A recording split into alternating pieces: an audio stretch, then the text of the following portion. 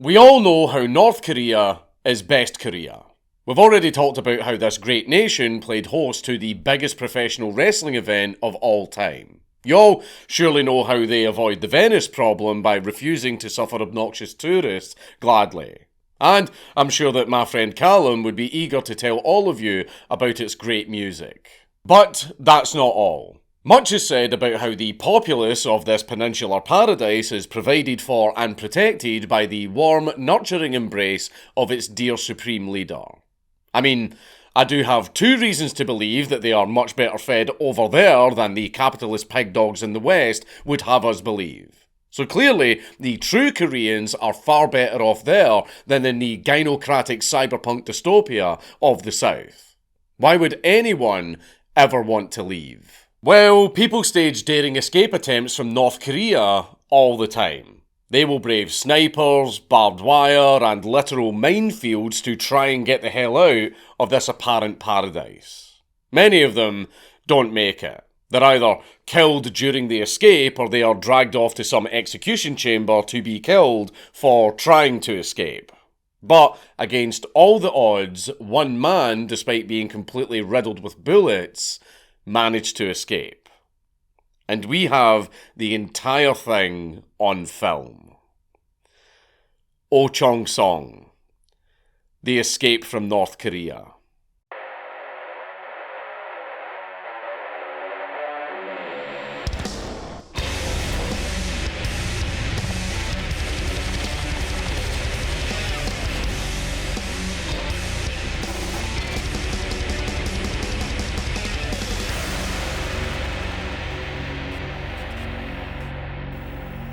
Please leave a like and a comment on this video because it really helps me in the algorithm.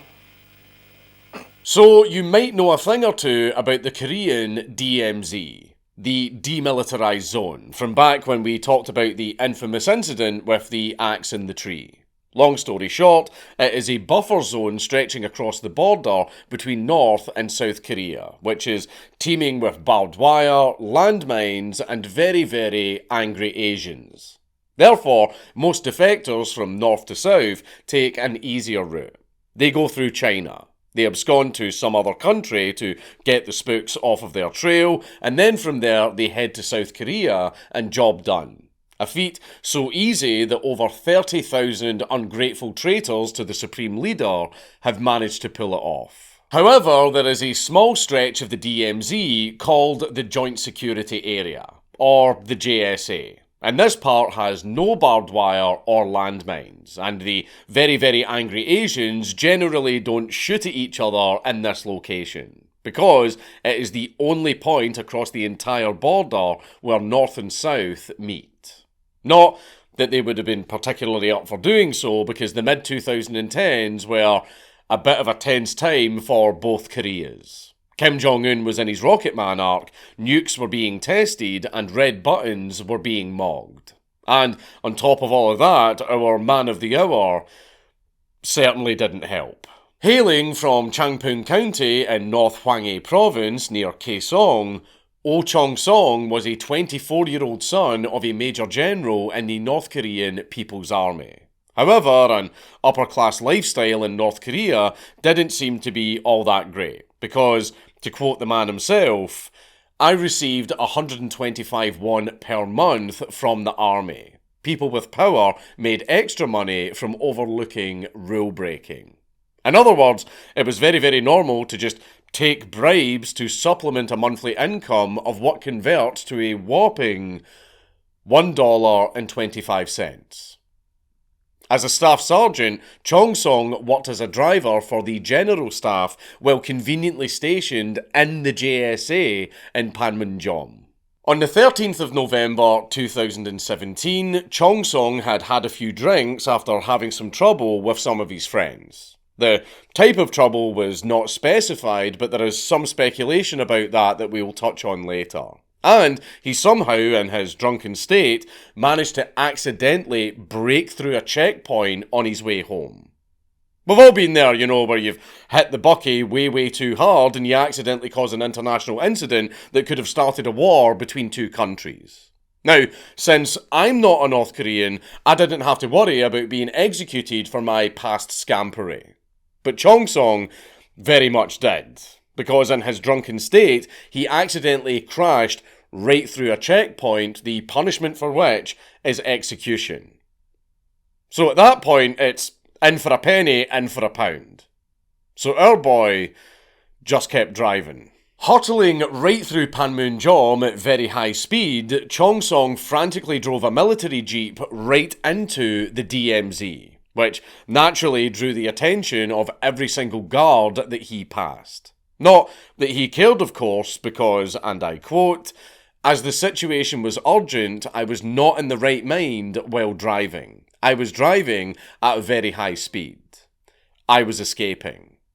And that escape wouldn't be easy, because Chong Song got the jeep stuck in a drainage ditch and he had to bail out of the vehicle and run for his life, just as his former comrades had caught up with him. As Chong Song sprinted over the border, around 40 rounds were fired at him by JSA soldiers, with one giving chase before quickly retreating after realising that he had accidentally crossed the border. These little faux pas were both violations of the armistice agreement that ended the Korean War. Shocking, I know. Who would have thought that shooting across a national border would have caused an international incident? But international law didn't help Chong Song very much because many of those bullets had found their mark. And he collapsed due to blood loss because he was just full of holes.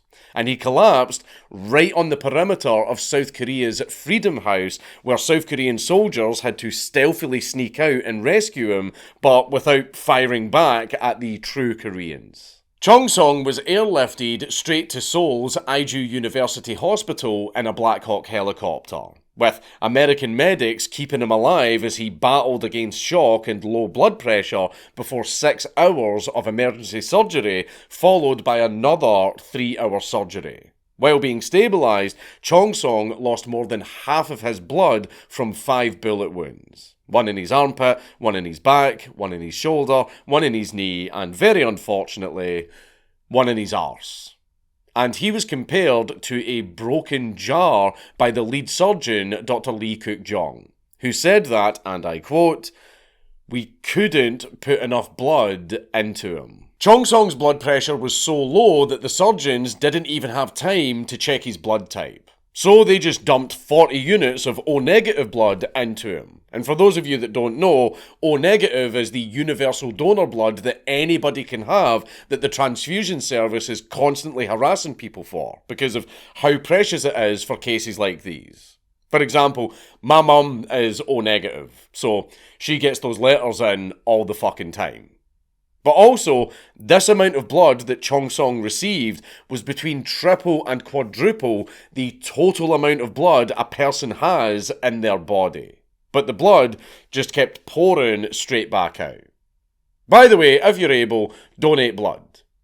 The free tea cakes are pretty fucking banging. But even after the surgeons were able to stop the bleeding, their efforts were further complicated when they found 10-inch parasites in Chong Song's intestines whilst repairing his GI tract. According to Chong Song's lead surgeon, Lee Cook-jong, "I spent more than 20 years of experience as a surgeon, but I have not found parasites this big in the intestines of South Koreans. The parasites likely got there because the North Koreans tend to use human shit as fertilizer, which is not a good idea.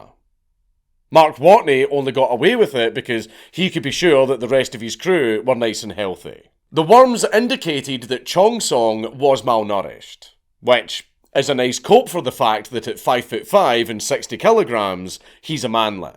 And apparently, 22% of GDP being sank into military spending doesn't cover provisions, because raw corn was also found in Chong Song's stomach, which corroborated reports that North Korean soldiers were ordered to steal corn from farmers.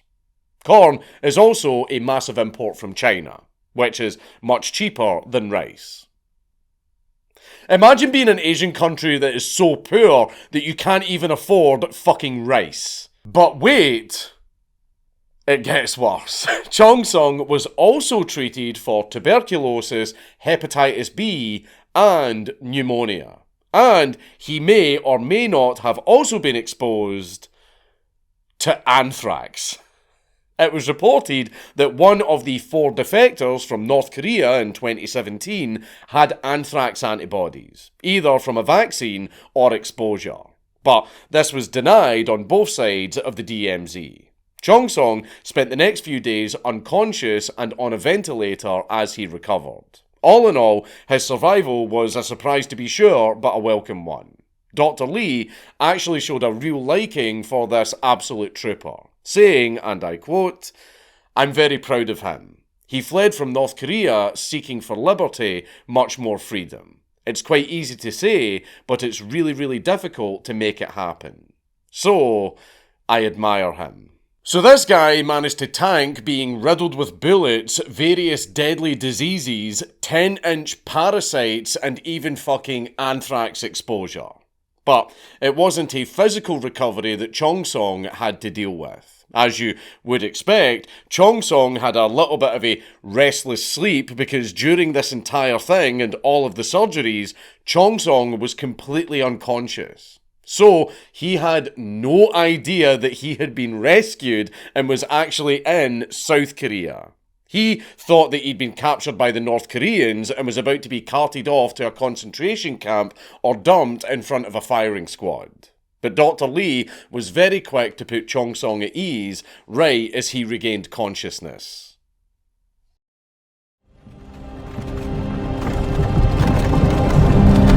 Hey, you. Finally awake. You were trying to cross the border, right? Lee put up a South Korean flag in Chong Song's room, anticipating the obvious questions when he woke up. As Lee recalled, he actually asked me, "Is it really South Korea?"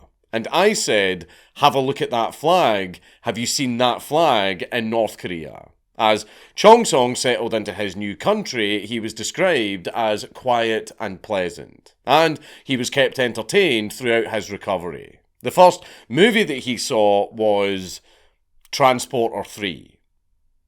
And he also enjoyed videos of a K-pop group named Girls' Generation. He also watched Transformers, CSI, and Bruce Almighty. He also said that North Koreans have a surprising amount of access to American and South Korean TV, which I assume might be why he was able to just skip straight to the 3rd Transporter movie. Once Chong Song was able to eat solid food, his first request was a Choco pie. Apparently it's like a wagon wheel, but I doubt they're as good. They never officially existed in North Korea, but they trickled over the border from Gaesong Industrial Complex, where North Korean labour was once used to manufacture goods for South Korean companies. A grey market soon developed as the Choco pies were immediately sold at a big markup by workers who got them as a treat. Then they got far too popular and were banned in 2014 for signalling South Korean decadence. And they were replaced with red-packaged, patriotic and true Korean chocolate danciolge, which no one wanted to eat because they tasted like shit. The petty fuckers in the south then flew real Choco pies over the border with balloons. As a nice gesture, Orion Confectionery, the manufacturer of Choco pies, sent 100 boxes of the treats to the hospital for Chong Song and everybody else working there. And there were also reports of an offer of a lifetime supply of Choco pies for Chong Song himself. But it wasn't just confectionery companies that had an interest in Chong Song. Naturally, he was interrogated by the authorities, but there wasn't really much that they could get out of him. Having been diagnosed with PTSD, Chong Song's psychiatric treatment took precedence over any tough questions, because Dr. Lee was very protective of Chong Song's mental state and very adamant about leaving him alone and letting him heal. Chong Song couldn't actually even remember his defection anyway, because it was a traumatic experience and brains just kinda block that shit out sometimes. And also remember, he was drunk. But that said, he allegedly confessed to having, and I quote, committed crimes in North Korea that led to the killing of people. The government was very tight-lipped about whether or not that was true, but Chong-song outright denied it, saying, and I quote, I did not commit murder. I got into trouble outside my workplace and drank with a friend and ran through the checkpoint. I crossed over the border because I was afraid of getting executed if I returned.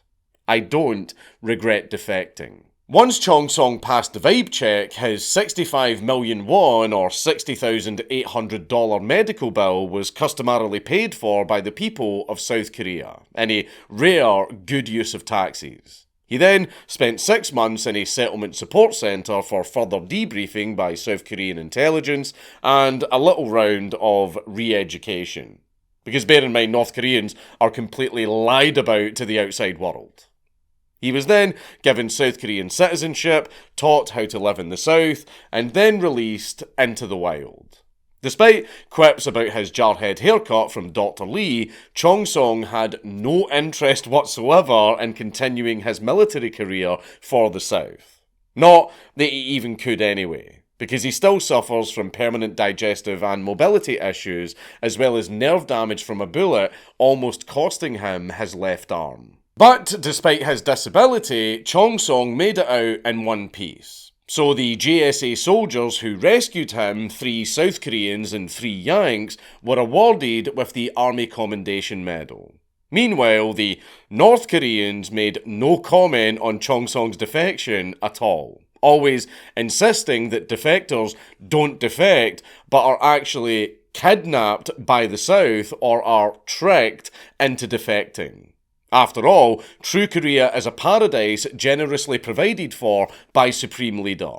So why would anyone want to leave? So, to put a wrench in the efforts of these kidnappers, the North Koreans fortified Chong-song's escape route to prevent it from happening again. They also installed a gate along the road to Panmunjom, and they closed other gates that were usually left open for some reason. They also added wheel spikes to those gates. Finally, they dug a trench and they planted trees where Chong-song had crossed the border.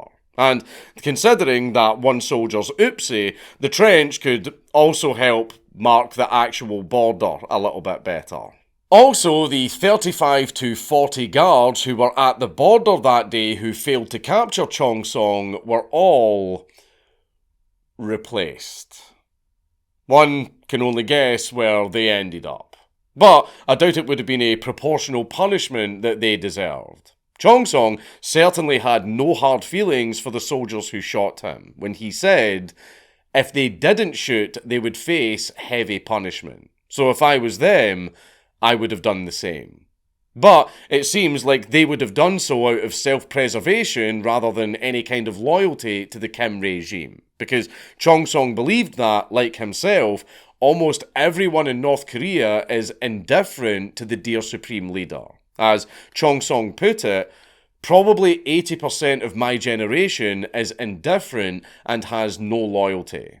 It's natural to have no interest or loyalty since the hereditary system is taken as a given, regardless of its inability to feed people. But even so, these half-starved soldiers got no tangible benefits from their positions. So the fact that the crab mentality and fear of the elite class prevented them from simply walking over the border with Chong-song says a lot about the top-down nature of almost all meaningful action. It's also testament to the sheer courage and indomitable spirit that Chong-song must have possessed to not only go balls to the wall in a mad bid for freedom, but to also survive doing it.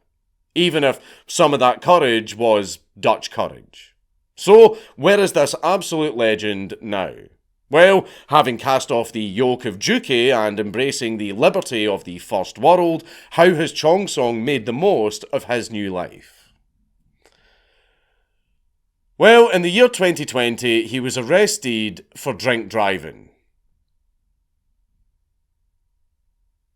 At least he didn't accidentally cross the border again. It's Count Dankula on YouTube! Everybody subscribe!